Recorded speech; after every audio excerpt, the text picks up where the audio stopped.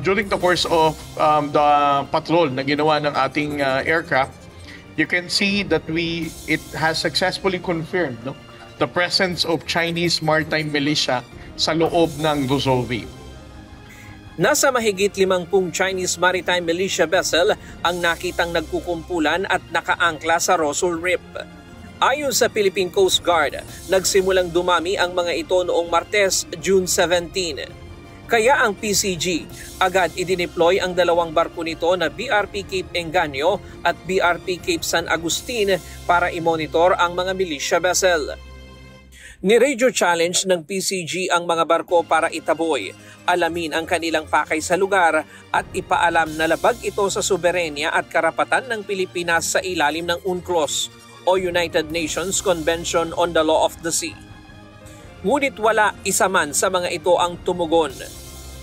We informed them that their presence, their irregular movement, and their swarming activities and anchoring activities do not conform itong freedom of navigation. And this kind of behavior basically violate our sovereign rights in our own exclusive economic zone.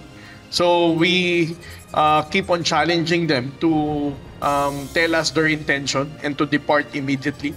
But unfortunately, sa dami ng Chinese maritime militia vessels na to, wala ni isa sa kanila ang nagresponde.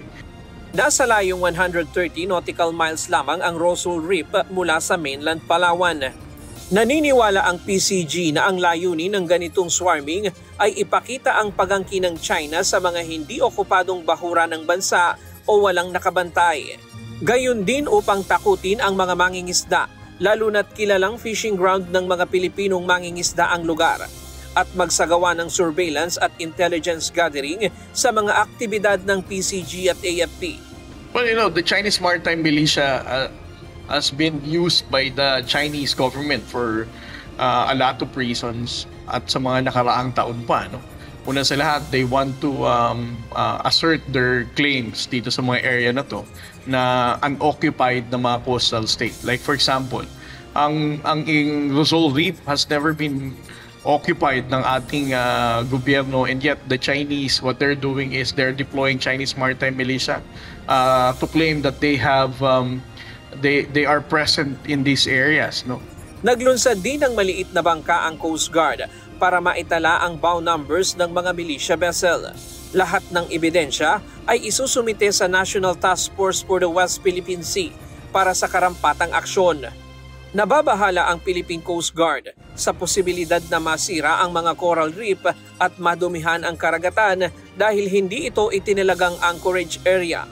There is a very high possibility na makasira sila ng environment natin, considering na more than 50 Chinese maritime militia are anchoring in the shallow area of Luzon Reef.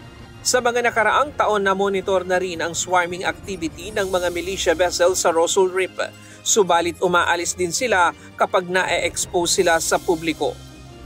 Ngayong taon, ito ang unang pagkakataon na nakitang umangkla sa lugar ang ganito karaming Chinese maritime militia vessel. Sabi ng PCG na nanatili sa lugar ang dalawang barko ng Philippine Coast Guard para patuloy na i-radio challenge at itaboy ang mga militia vessel ng China. Ryan Lacanlale, UNTV News and Rescue.